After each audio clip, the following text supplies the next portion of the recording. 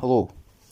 An activation function is simply a function that you apply to the output of some neuron. For example, I have a neuron and I want to use an activation function, and there are various activation functions and they are so helpful in many cases. And let me give you an example to clarify things more. The sigmoid activation function. What sigmoid does is as follows. So it takes the output of the neuron and it does the following. It has this formula 1 over 1 plus e to the minus x. What it does is, of course, the output of the neuron is this x. What it does is it scales the numbers that it gets, the inputs that it gets, from 0 to 1, where if the value was so small, was so negative, by so small I mean so negative, it gets so near to 0, and if it was so positive, so high, it gets so near to 1. So simply scales down all the inputs between 0 and 1. That is an example.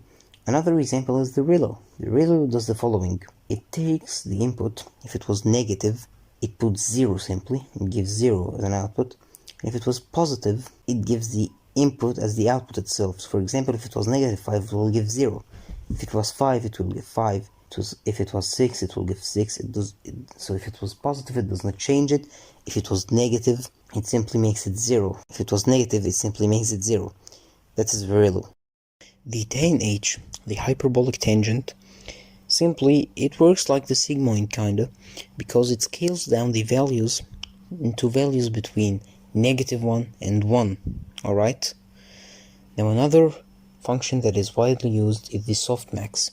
The softmax simply gets a series of inputs, not just one number, a series of numbers, and it turns them into a probability distribution. So the number of larger, it gets higher probability. And all these probabilities should add up to 1, alright? It's a probability distribution. So as you probably guessed, it is used with multi-class classification because it takes a series of inputs, of inputs.